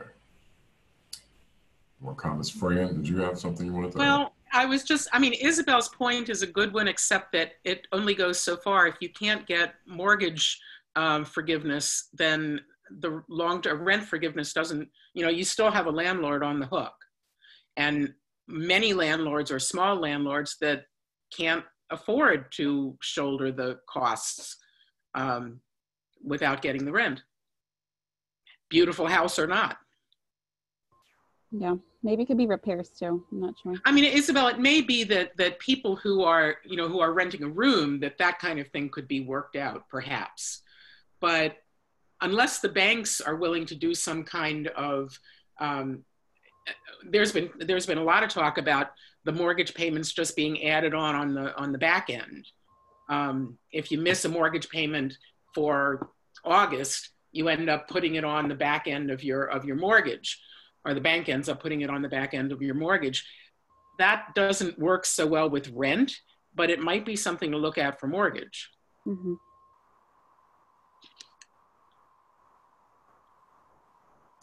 Andrew, there's a question about the capacity of COVID Corp. Is there a possibility of growing the capacity of it? Looking at it now, yeah. The thing is, there's a lot of, right now there's a fair amount of unused capacity. We have 1,000 young people who 1,300 applied, about 1,100 were found to be qualified, and like I said, we're just over 100 placements. We have funding to support more. So yes, there is definitely more potential, and I see this going into the fall at least, because we do have, this is 16 to 23-year-olds, so we have college students, and they can work whether they're going to school or skipping the semester, which I know some college students are going to be doing, and looking to do something, make some money, and do something for the community. I think we have potential for this to be more than just a summer jobs program. Sophia, did you want to ask that question out loud? All right, so my question is, are there any plan to fund racial equity programs? Like, for example, today, 355,000 dollars has been approved to support innovative for programs for veterans and adults. So is there any plan for that to fund any racial equity programs? Well, we are trying in all the work we're doing on COVID response and recovery to plan for responses and initiatives that will promote racial equity. Okay. And I know we have Tiffany Ward on this call, or at least she was. She's actually been training our mission area leads to look at all these issues through a racial equity lens. And so yeah, and I think you heard with Amanda's presentation how we're trying to use racial equity considerations in how we would be targeting the housing assistance, the eviction prevention and rental assistance resources that we now have available to us. And I don't know if Tiffany wanted to say any more about that. I think she hopped off. Oh, she did. Okay. Thank you, Andrew. Bridget.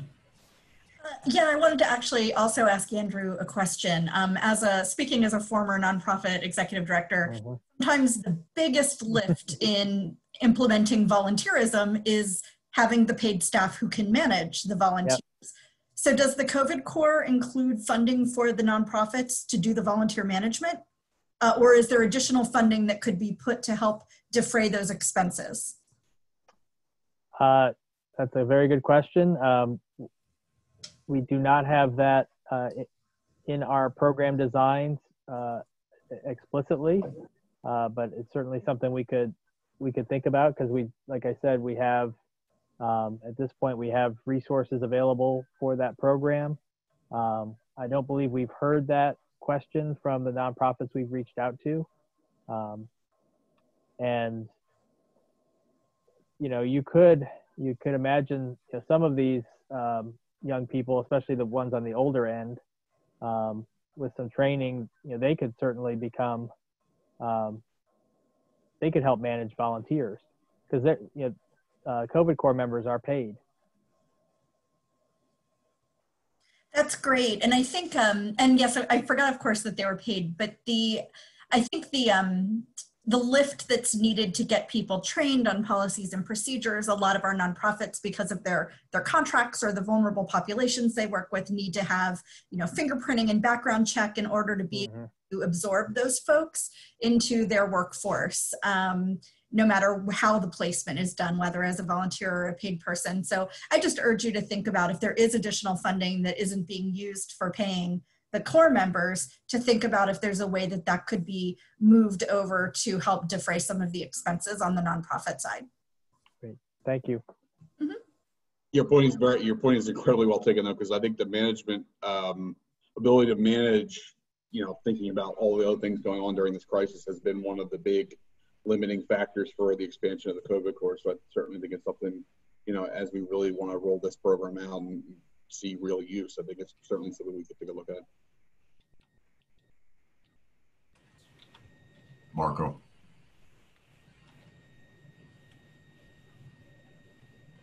Yeah, thank you. Really quick, just going back to Andrew about the COVID Corps. I think one place would be the hubs to put some of these young people. Right now, I guess the hub at BlackRock, but also just, I guess, in the near future, if other hubs are going to appear, just a suggestion, an idea, I think, to put some of these young people in the hub models, because that's kind of a one-stop shop, as we've been saying. I think that'd be a good idea to place some of them there. I agree, and we definitely talked about that. I thought we actually had some Corps members at the hub, but maybe not, or maybe. Oh, not. I'd love to take them. I'm ready whenever you want to give me some. All right, you got it. I'll make sure that happens. I thought that was part of our plan. So I'll follow up and make sure. Great. Thank you, Andrew. Thank you. Fran, did you want to touch upon what you're writing in the comments?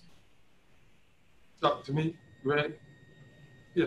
Well, my comment was about HOC. I've gotten calls all month long, basically, see would that program maybe be expanded, because evidently there's a long waiting list and a lottery for housing. So I just wondered if anybody could talk to us about that. That Section 8 program, I call it. It's the HOC housing.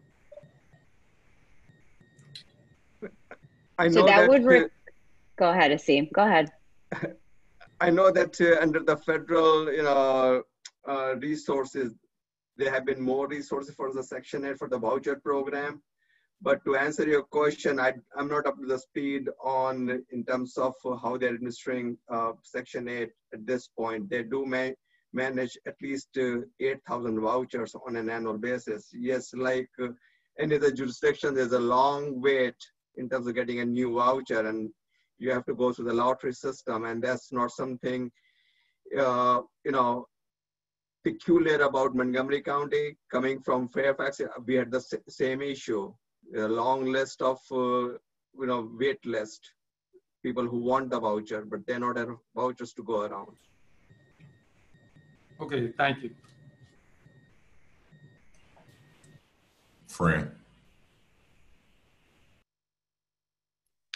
Yeah, my hope is that in housing and frankly in all of the other areas being addressed, that we are viewing this not just as a crisis, but an opportunity to put in place some structural changes that will reduce racial inequities in the future with housing, in particular, access to mortgage funds, ways to to integrate neighborhoods, which would then integrate schools. I think a lot of times out of a crisis, you can end up in a better place, but you can't do it if you don't think about it during the crisis. Does that make sense? Very well said, friend. Like I say, challenges provide opportunities. So if this is a new normal for some time, we're looking at all of our programs and procedures from a different limelight to see whether, from racial equity lens, how we are reaching out to different communities, whether we are being fair, are we creating equal opportunities for everyone in that process. So every cloud has a silver lining. So we're looking at things from different perspective ourselves. And this is not just towards housing, this is basically county-wide. I mean, both county executive and the CEO, Andrew Klein, they have given us instructions to look at our programs and procedures from the beginning to see where we can bring improvements, and we can redesign the program in a way that we can reach out to the communities who really need help. So oh, sorry, yeah. Go ahead. Go ahead. So I can speak about DSCA. We are looking at, as we move forward on racial equity, at least a project where we're going to take a deeper dive as a department, how we can improve things and how we can reach out to the communities who are hard to serve. So we have those aspects in mind as we are looking at our current programs and the new programs as we are developing. What about putting together a list, like a wish list, if you will, for our congressional delegation, because a lot of this money has got to come from the feds, especially when you're talking about mortgage access, so that we get them thinking now before what I hope will be a change in November. No, certainly there is an opportunity. In fact, I will be having a conversation with Senator Cardin this Friday about different things. So I'll put that on my list. So thank you for the suggestion. Thank you. Right, if I could just add to that, I think it's a great suggestion. And there are a lot of things, especially around the rental world, that are controlled at the state level. So there are policy changes that we can do locally, like we have the source of income protection. We could probably do a ban the box legislation at the local level, but things like just cause evictions, that's not something that can be handled by the local jurisdictions. That's a statewide rule, so we would have to advocate there. But I think it's important that we're thinking about the more structural fixes. It's not just about our programs and changing who we're targeting and how we reach them. We want to prevent them from even having to be in that situation in the first place. And that's going to take those legislative fixes.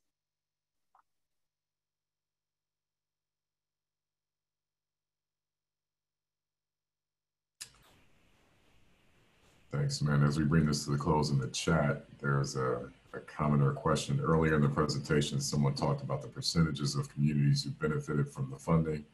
Around 54% for African Americans, 73% for Latinx. How does this fit under racial equity? Was this based on needs or was it really based on ethnicity? Please explain. And how can you reach out to under or not represented communities within government? So I think that's exactly what we're trying to do. What we found with the initial COVID rent relief program, we tried to do our targeting based on income, percent rent burden. We weren't really looking at a whole lot of other factors. And so I think we probably did better marketing in certain communities than we did with others. And so they accessed it first. So we're trying to change that this go around, which is why we want to focus on those specific geographic regions that are most heavily impacted. I hope that responds to the question. Thanks, Amanda. Last question. Are we working with the Workforce and Employment Group? Wondering if it's a possibility for us to combine forces to help families that are at risk of eviction due to unemployment, making sure they can get information and help with reemployment to make those payments.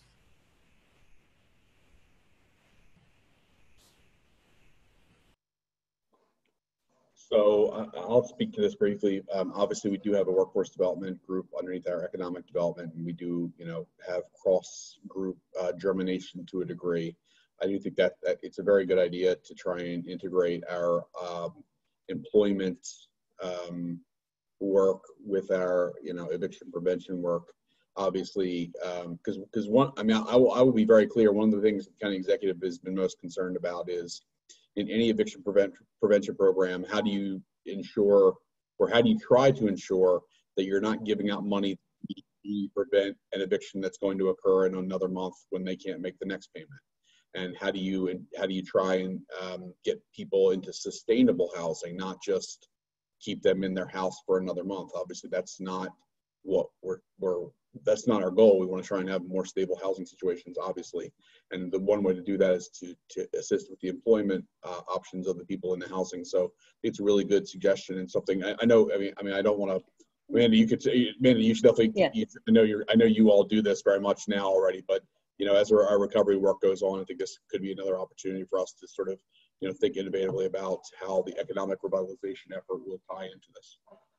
Yep, we already are using we plan on using our ESG money to work with career catchers to be able to provide that employment service to people that are most at need. So part of the plan, but certainly need more help in that area.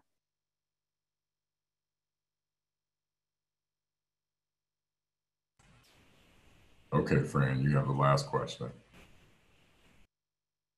All right. If we as a nation are ever going to get COVID under control, it's clear to me, or it's at least I expect, that we will have to close up the economy once again for a month. We ought to be thinking now about how to keep people housed and fed and educated and healthy and whatever under that circumstance. Otherwise, this is going to go on forever. I mean, again, so much depends on who wins in November, but the medical people are saying that the only way to do it is to close back up.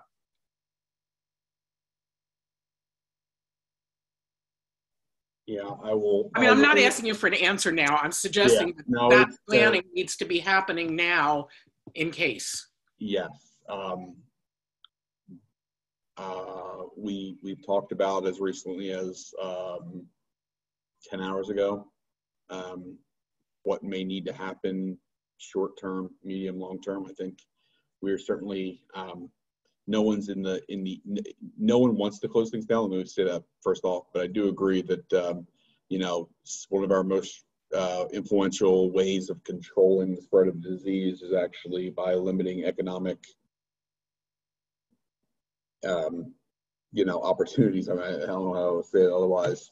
And that negative relationship is one that, you know, we've been monitoring our data. We literally have a conversation with the county executive every day, going over our data to try and balance out these two things. I'm not going to disagree with you at all that we may need to have an opportunity we may need to go backwards at some point. It may be sooner than anyone is comfortable thinking about, but yeah, I mean, you're absolutely right. And frankly, like, just for your knowledge, we're already talking about like vaccine distribution strategies and things like that. So like, we're thinking we're definitely got long-term planning cells thinking about all these things over you know, I think, you know, many of us spend a lot of our time living and breathing what's going to happen tomorrow, but we do have some strategic planning elements thinking about, you know, flu immunization, vaccinations for a COVID vaccine that may come, what's going to happen in the fall, what may we need to do, how would we close things down differently in the future if we had to do that again. Those things are all definitely being discussed. You know. Well, and if when we get a vaccine, how to educate people, you know, A, to find out whether it's actually going to hurt people or harm people, yeah. And B, once we find out that it's reasonably good, how to convince people that it's okay. And that raises all the other issues we talked about earlier, language and access to information and permanent addresses and all the rest of it. And how to equitably distribute a scarce resource like that. And that's something we're definitely talking about already, and understanding exactly how we would do that and through what mechanisms and models. And obviously, you know, there's, like, as you already know, there's competing ways of thinking about this. You know, are we giving our most at-risk people something that's unproven and therefore risky? Are we focusing on people who are at the greatest risk in terms of infection, front-facing workers, grocery store workers, things like that? Yes, these are all complicated questions that require that we already be thinking about them, and we are. We actually have groups that in HHS that are focused specifically on immunization, both flu and beyond. But to your point, I mean, you know, we're certainly having two very interesting kinds of conversations. We've got groups that are saying reopen, reopen, reopen. Our hospitality sector is getting crushed right now, as you can imagine. And you know, that's, you know, big businesses like Marriott, but also those employee workers all the way down the chain. And so it's real suffering. And then you have other people talking, we have other sides of the house talking about, we may need to go backwards, and how do we do that, and when, and, you know, what do we close down? How do we target the close downs in a strategic way to address certain kinds of issues? And so, yeah, I mean, we definitely have to wear a bunch of different kinds of hats right now in our planning and proposition. But your point is extremely well taken, that the short-term future for our country does not look overly promising for coronavirus. We're seeing explosion across the country, and not a very clear, a very unclear federal strategy, or lack thereof, for how to manage this. Thanks, Earl. Well, it is the 9 o'clock hour now. This has been a wonderful and rich conversation this evening. Before we close, I want to throw it over to Andrew if he has any closing remarks. I'll just share a text I sent to Earl in the middle of this meeting, which is, I love the crag. You guys are great. Ideas were flowing. It's just what we were hoping for from this group. A lot of ideas on how we can extend our reach with the housing funds, and then, you know, flowing into other critical issues and ideas on what we need to be focused on looking ahead, and also how we can use some of our resources like the COVID Corps and other things to really meet the needs that are emerging as the environment, you know, continues to shift from maybe what we thought we were going to be facing in the fall a month ago to what we're looking at now. So just deep thanks to everyone for spending your time and your thoughts and your energies in helping us through this. Thanks, Andrew. Earl, any closing comments? No, I'll just echo what Andrew said. I mean, you guys have been great. I really appreciate the feedback. I got a full page of notes already from all the things that we've talked about. Yes, old school, pen and paper. Just because I want to, end up crossing out and going back and doing other things. So, really great feedback. Really appreciate the comments, and we got a lot of follow-ups. I've circled half a dozen items on this page already for things that were, really tremendous ideas that I want to take back. So very much appreciate it. Thanks, Earl. Folks, our next meeting actually is going to be on August, let me look here, make sure I have it correct, 12th. It's going to be on a Wednesday at 7 p.m. For those of you who might have some conflicts on Tuesdays, we switched it up a little bit, be able to free up your Tuesday so you can attend the next meeting. It sounds to me like the conversation will be centered around childcare. The next meeting was supposed to be through the lens of innovation and sustainability. So it makes sense from that aspect that we focus in on childcare. The 12th, got it. Yeah, the 12th at 7 p.m.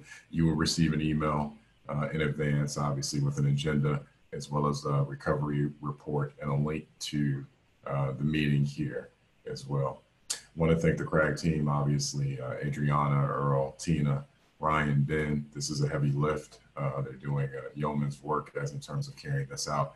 But you all this evening for your very well-informed questions.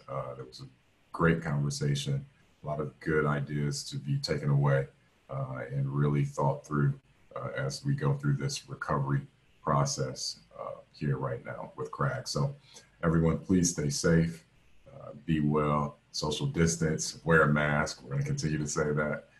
But make sure you're also getting some sunshine, some good vitamin D and those other things. But most importantly, taking care of yourselves. And we will see you back here on August 12th. Thank you. Thank you very much. Take care, everyone. Bye. Thank you.